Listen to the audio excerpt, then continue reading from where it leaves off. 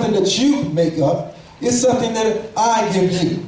So you do have the choice to do right and wrong. You do have the choice to commit sin and not commit sin.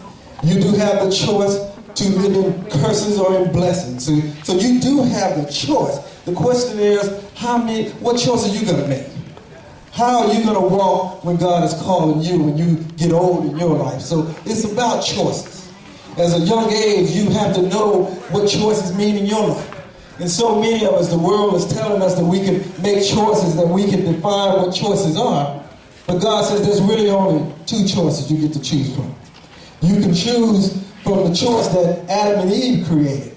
See, when Adam and Eve did what they did on this world, what they did was create a choice for me and you. They created a choice that was made of sin and wickedness and darkness. So you and I, from that day, we've been born with this choice. That God says, everybody has sinned, and nobody has been born that has not been born of sin. But because God is so loving, because he cares for us so much, he said, but I can't allow my creation to live this way. So what I'm going to do through my son, I'm going to make another choice for you. I'm going to allow my son to come with his love and his understanding. And I'm going to let him roll out another choice. And this choice is the choice of life. It's a choice that you can make that allows you to experience God's love and his patience. And so God said, these are the only really two choices you have. You can choose darkness or you can choose light, but you have to choose one of these. So, see, but in our mind, we think, as the Bible talks about when it talks about lukewarm believers, stay in this gap. That you as a young person can stand here and choose that, I feel like doing good today, but tonight I'm going to do bad. But God says you only have two choices. You cannot choose to stand in this gap because you do not want anything to come upon you that causes you to have to suffer from standing here, as the Bible says. See, I'll turn you over to darkness if you stand here. See, we think that because we're here, that we can get the presence of God in our life while we're still doing all kinds of sins. We decided we want to, drink, we want to do drugs, we want to do immoral sexual activities. See, we think we can do that and then turn around and then say, oh, but on Sunday, I want to walk in the light. I want to walk in the light. So you think you have this choice. But the Word of God says you don't really have this kind of choice. Because if you stay between good and evil, I'm going to judge you. And you don't want me to have to make up the decision. So I'm telling you, you have choices right now. So you need to choose which way you're going to serve. See, and I'm going to tell you a problem with choices. Because we came into this world in sin. When you're still young, you don't have a lot of sin stacked up on you right now. See, you just were born of sin. You might have done a little thing. So sin is just a little bit stacked up on you. But see, when you come to God as a later age, as we all know, the older people here, and you have walked in darkness for a long time. You've been doing drugs and alcohol for a long time. You've been struggling for a long time. See, when you choose to come to God, then the struggle going to light is hard for you. God receives you. He blesses you, but what has happened is your sinful nature that the Bible talks about has grown in sin. So now your body, your physical being know how to sin. Your mind knows what it means to sin. So what happens is when you come over to Christ Jesus, God says, I forgive you. But the devil knows. The devil knows where you've been. He knows how to tempt you and cause you problems. So what I'm going to share with you today, while you're still young as you are, choose light.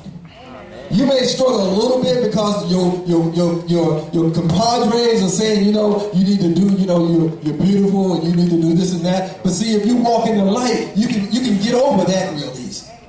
But if you go through life knowing that you was called at 14, 16 years old, and then you finally answer the call at 50 years old, that's going to be a struggle for you. And that's why you can hear a lot of grown people say, man, it is hard to live right for God. See, you can dress any kind of way.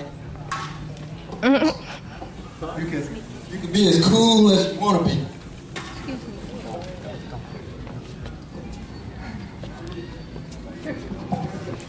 Okay. You can be as cool as you want to be. You can listen to all the kind of rap music you want to be. But let me tell you something. You still got to do the choice, see, because what's happening is God doesn't look at our appearance. He doesn't look how cool you are as you're walking and trying to be acting in school. See, He doesn't care about that. But what happens when you stay this way? If you don't stay in Christ Jesus and stay in the light, then Satan looks at you and he said, oh, they want the things of this world. Oh, so you want to be cool. So Satan knows how to be cool. So he says, I'm going to draw you in. I'm going to show you some things over here in this world while you're trying to be cool. You want to have all those cars, and you want to have all those houses, and you want to have all that thing that the cool people have. So you're chasing after these things. But you got to understand, you gave your life to Christ Jesus. And now, because of what you're looking at and what you're staring at in darkness, it's drawing you back into the darkness. It's drawing you over to what God has pulled you out of as a young age. And this is going to be a struggle for you and I. That we're trying to be so cool. But if you want to be cool, like I tell my daughter, I don't have a problem with rap music because it's about, as long as it's about Jesus Christ. I don't have a problem with rock music, as long as it's about Jesus Christ, because the minute that you start listening to stuff that's not about Jesus Christ, it's drawing you into darkness. It's drawing you away from God. So if you want to be cool for Christ Jesus. You want to be him, then be him for Christ Jesus. Let God show you how to hip-hop and bebop in the light so you will understand what God is doing in your life. Let God lead and guide you, see. This is what we have to understand. Because what happens is, Satan's sneaky. The word of God says, see, I give you my word. And if you hold on to my word and you're in the light, then what will happen is you will be able to live by my word because my word is true. But see, when we try to be in the gap, and we're trying to ease over here and play at night, and then we're trying to play in a little darkness, well, God says, you know what? What you're doing is my son has removed the veil so you can be reconciled to me. But because of your desires, what you're doing is you're covering up. You're covering up the word of God with darkness. So now you don't even see the power of God anymore. Yeah. God has spoken into your life. But because you love darkness rather than light, God says, now again, let your light be hidden from you. Let the darkness be what you desire. So we got to be careful.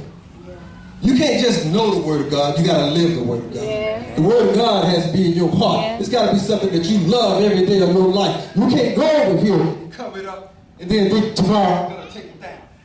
Coming back up again. God said, I just turn you over to this stuff. So the word of God is meant to hold you for all your life. From the day that you cross over to the day that you then go rest with Christ Jesus, you have to understand it is the word of God and nothing can turn you. Nothing can turn you around. That you got to hold on what God is doing. Amen? Amen. You got to understand that it is the word of God. When we come to Christ Jesus. See, you know how your buddies are. Hey, let's go do some drugs. No, man, I'm cool. I don't have to do that. Let's go get drunk. Let's go. We got some girls we want to slip. No, man, I'm cool. Hey, we go to the movies. We can go do some things that's right. See, you still can be healed and be pure in Christ Jesus. Yes. You can still walk before man and still say that God is in me. Yes. See, but you got just to know where that line is at. You got to know when you're really crossing back over the darkness. So you got to be careful. Because Satan is really sneaky.